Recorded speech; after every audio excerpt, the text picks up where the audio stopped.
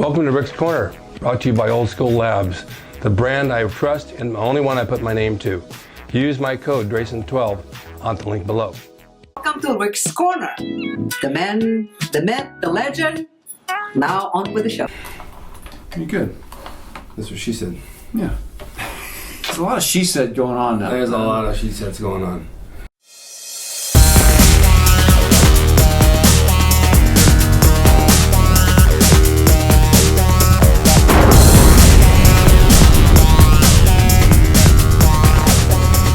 Welcome to Rick's Corner. I have Mr. America John Hart back every other week because he's an interesting guy and he's fun to have and we have a good time together and we have good subjects. So I said today I wanted to talk about plant-based diets because I hear that's the biggest thing going right now. Arnold's got a documentary out with some guys saying how they switch from meat to plant-based and they're getting the same amount of protein but better quality and getting better results. So I want you to explain to me basically what a plant diet, what it is. Well, plant-based diet or plant-based protein is the documentary that you mentioned though. Yes. So when it comes to a plant-based diet, these days we're taking it to mean a vegan, leaning towards vegan, which eliminates all animal sourced protein. There's no eggs, there's no ground beef, there's no turkey, there's no fish, and then so that's the extreme. All the way over here we have vegan.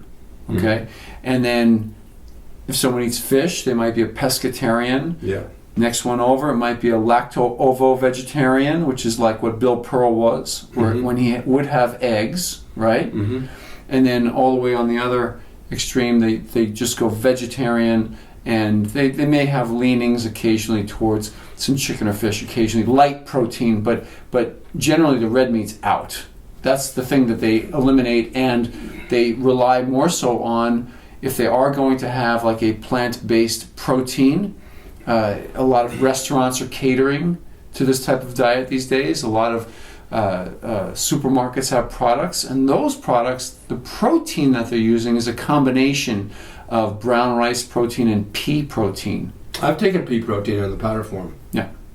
Why are they getting rid of the meats? Not that I don't know this, I do, but I want to ask what you say. Well, I'm an omnivore, okay? So you're asking a guy that, first of all, that I eat a little bit of everything, okay? Right. And there's a belief system that goes all the way back to the 60s, that the USDA, in our country at least, bought into, and that was that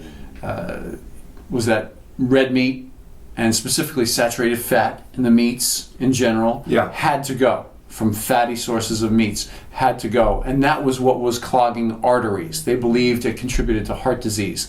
And unfortunately, that it just couldn't be any further from the truth. No, they just came out that it's not. It's fine. That's right. I mean, they tell you these studies, you should never have coffee, it's bad for you. Then they came out, you can have coffee, it's good for you. Right. You can't have red meat, but now you can. So no one can make up their mind. You don't know whether to go this way or go that, make a left, make a right. No, make a left, make a right. The plant-based, the pea protein is good. I don't know that I could go without the eggs and the fish. I think they're a good source of protein. But anything that's plant-based protein, I could probably add to my diet. Yeah. And eliminate. I don't eat that much meat anyway. I eat meat maybe 2 nights a week, maybe. I've lost my taste for it. I don't know why. I went out for prime rib on a couple of times. I couldn't even finish it. It's just like, I started to chew it, it just didn't agree with me. Right. Well, I don't see anything wrong with, like you just said, the pea protein, and the reason why they combine it with the brown rice protein is that it makes a more complete type of protein. Complete amino acid? Yes.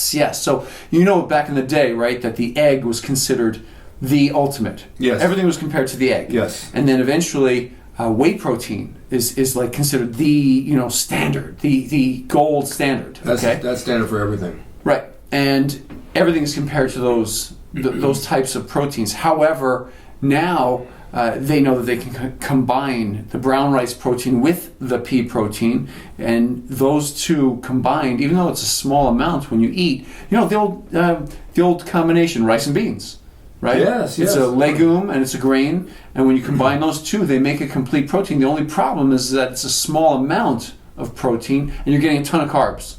That's funny because when I go out for Mexican food, I get the rice and beans. Yeah. But that's a different type of rice and maize. It's loaded with fat with the refried beans. Yes. And all that stuff. And it tastes good, but it does make a complete protein. Yeah. I don't know how many grams per serving, but... very little. Yeah, very little. But if you take your eggs and your fish, yes, you balance it out with more protein. Well, that's why I was saying that I was going to agree with you that in our house we do have a vegan protein powder. My wife likes it a lot, and it is that combination of the brown rice and the pea protein, and having that in addition to all of the other sources that we would eat, you and I would eat. Of course, there's nothing wrong with that. It's great. The belief system in it being, however, the thing. And then especially soy protein. Yeah. There's nobody in the world going to convince me of soy protein. No way. It's a third world country crap protein. I would never take it. Right. I went, a long time ago, I went for a whole year and a half on just fish. Yeah. Fish and rice. I ate it every day, fish and rice. And How'd you look? Lean and hard. Yeah. Man, I'll tell you, that was a good diet. I didn't feel stuffed, and I was lean. I had no body fat at all. Yes. And a lot of muscularity. I won the Mr. America doing mainly eggs, yogurt, and fish. Yeah. Eggs, yogurt, fish. Those were my only sources of protein for months leading up to that. I had no taste for meat. No, you lose your taste for it after a while, just like sugar. I had a friend on here that said he ate for 1 month nothing but eggs every day for 30 days. Really? And he got muscular and ripped. Just from the eggs. I love eggs, but they don't love me back. No, but... They don't. Eddie Giuliani? Yes. Well, he did the same thing. He used to eat eggs all the time, every meal. Yeah. And he was in good shape. Yeah. So you're, 7 grams of protein per egg. And so now I do the Egg Whites International, which is much easier for me to mix up. And I get the same value out of it. I just put it into a drink and make something. Well, in bodybuilding, we were always told, we were always taught. It wasn't just from magazines. Literally the ones who knew, people that we looked up to, whether it's in your generation, my generation, current generation, were after having the highest quality of everything, right? Highest quality protein, highest quality, even carbs. It doesn't matter what we're talking about. Highest quality fats, high omega-3 fats, right? Vitamins, supplements, the highest quality we can get.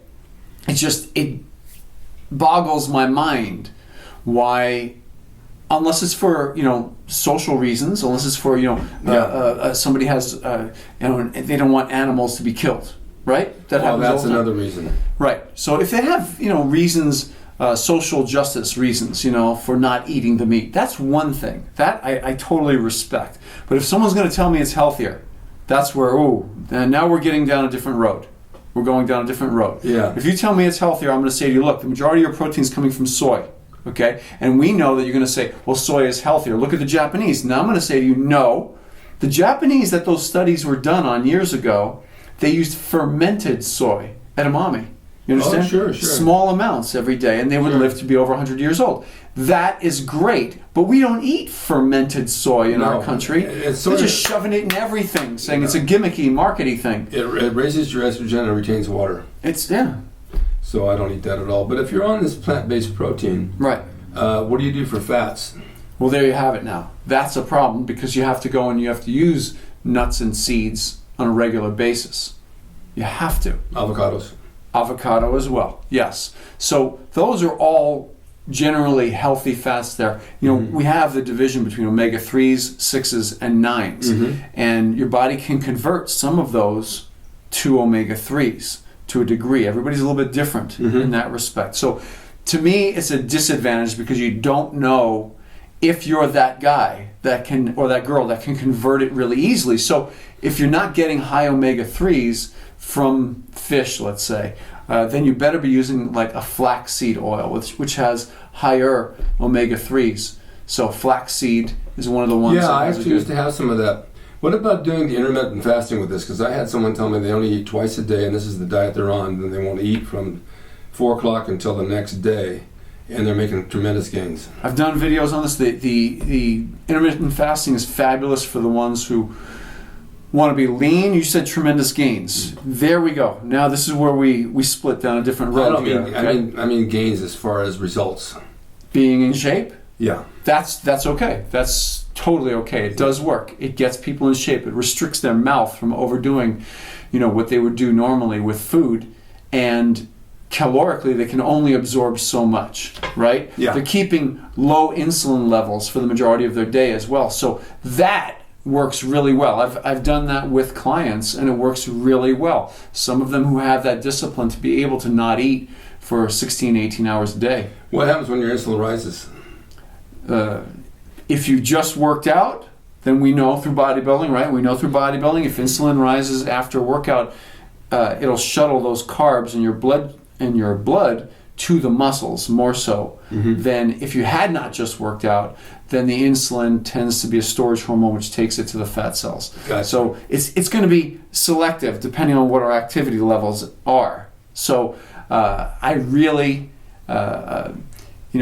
we've talked about this before. A couple of guys got critical when we talked about having gummy bears after you're done working out and things like that, right? Yeah. But there's you don't have to be loaded on the juice to do such things. I'll have higher sugar after I work out, and I've been the natural guy, but I think it helps you to recover faster, and the muscles get a little head start.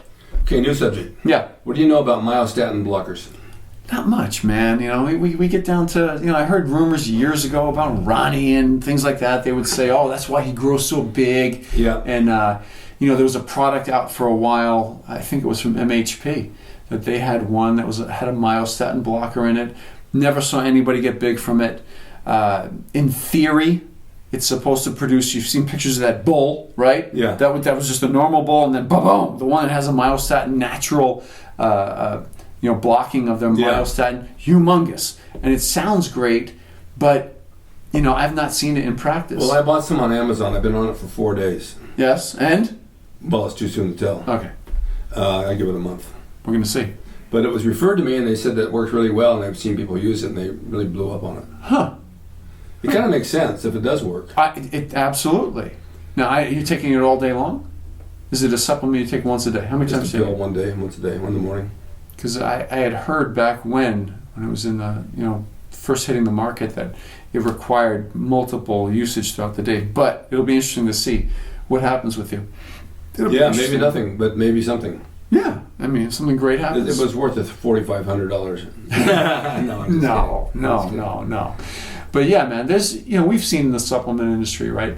So many things over the years that have come and gone. Oh my God, it's just right? It's crazy. Alex Ardenti just did a movie called Sups. It's a documentary. Oh, right on. And it's all about supplements. All the things that came out from 1940 on. I'm in it. Bill Grant's in it. Ken Waller's in it. Several guys. Wow. There's been so many supplements on the market that have come and gone. These companies, they have product and then they go out of business, and someone else will pop up with something different. And somebody else. I think one of the best products I ever took for protein was. Oh my God, what was the name of that? It was in the 80s, and they had a little bit of D-bol in it, I think. Do you remember that name of that? The hot stuff? Hot stuff. Yeah. I grew on that stuff so quick. Yeah. And it had a terrific It did flavor. have something in it. It had a great flavor. Yeah. And they took it off the market. Yeah. And you could buy it at GNC, you could buy it anywhere. It came back in the late 90s, and it was just useless. Yeah, that's right. So it was just all the marketing on it. But at the time, boy, that stuff worked. Wow. It really worked, hot stuff. Well, now, I meant to throw in when we were talking about the plant-based, just revisiting the subject for a moment. Do you know they have these burgers that are out there? They're called Impossible Burgers. I just had lunch with a friend who had one. And did you taste it? No, but she said it was delicious. I wish you would have tasted it. I should have, but I didn't want to. I was eating something else. I'm doing a video soon. Roll me across the screen, please, my channel. But I'm doing a video soon. I have a vegan who I'm going to lunch with, and we're going to do the Impossible Burger versus the regular burger. Because I'm the meat eater, so I'm going to have my regular. I've heard from several people it's really good. They say it tastes like a regular burger. Mm-hmm. But then I go like this, then why are you doing this? Well, it's a social To get away issue from the red meat. That's it. But you know what it is? It's loaded with carbs. There's the problem. They load it with, it has grains in it, it has soy in it, so I'm waiting to see. Well, some carbs you got to have. Yeah. There's anything wrong with that. No. But I'd like to, I think I will order that next time and see. Yeah, they say it's I fabulous. can always send it back. Yeah. Well, now even Burger King has it now. Oh yeah, I heard that. That's where it's at now, but a fat burger out here in LA. Oh, I like In-N-Out burgers. I don't think they have the Impossible Burger. No, but they're sure good. Yeah, they are. That's true. So yeah, man. So the plant-based thing, I liked the way that Bill Pearl did it, back in the day. He had his whole eggs, he had his, some dairy too, right? He was a lacto-ovo. So I've never heard that term. A lacto-ovo is, the milk product, the cheese, dairy, and then so some dairy, and then ovo is the egg. Some egg. Oh, that's exactly what I do, except I don't have the milk. Right. So it's just ovo. You're doing ovo vegetarian with occasional pescatarian with the fish. Which is good. You have clients much over the age of 50? Yes. You train them differently? Boy, we got to do several videos on that one. I train them differently when it comes to frequency and volume. Okay. They can still generate intensity. So that still happens. When it comes strictly to the training in the gym, that still happens. And generally, look, a bunch of them, they got a little wear and tear, they got some miles on that body, so they might have a shoulder, a knee, a hip. That we have to work around that. But if they're generally healthy, I like getting a hold of a virgin 50-plus-year-old who has not been very athletic, because we're talking about... I was dating one.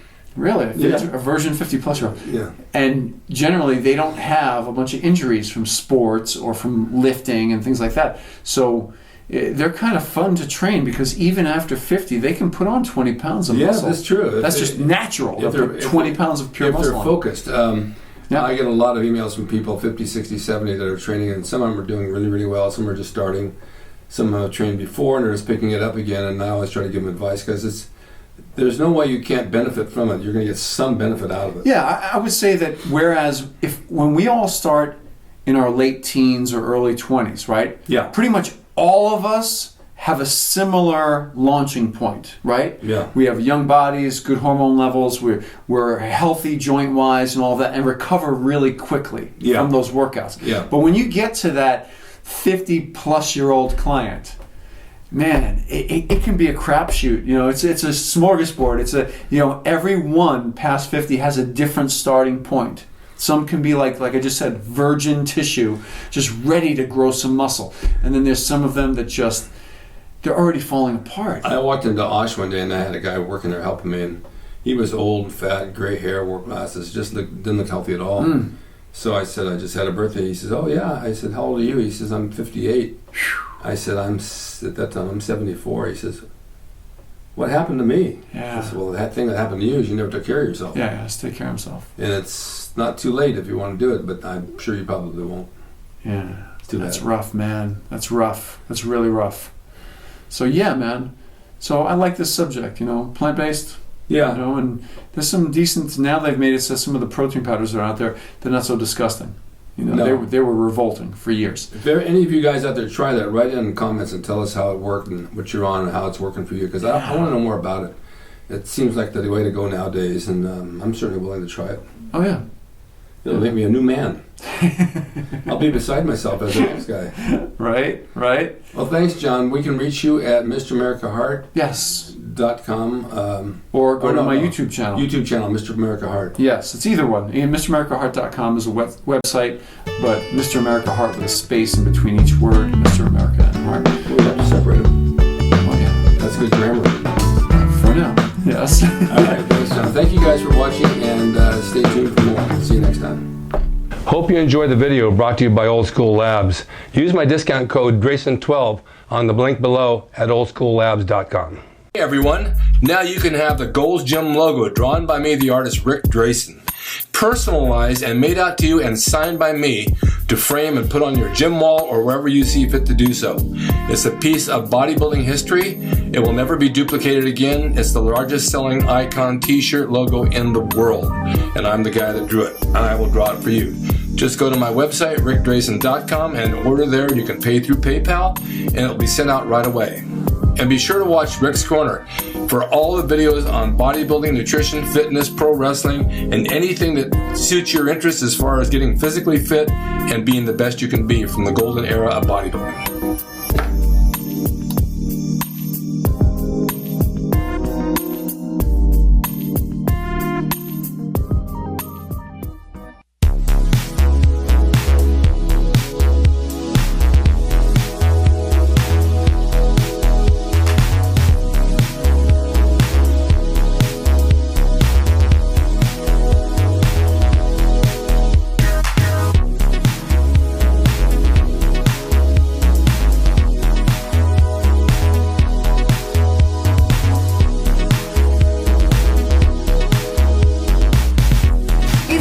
drasin. He's the equalizer, baby.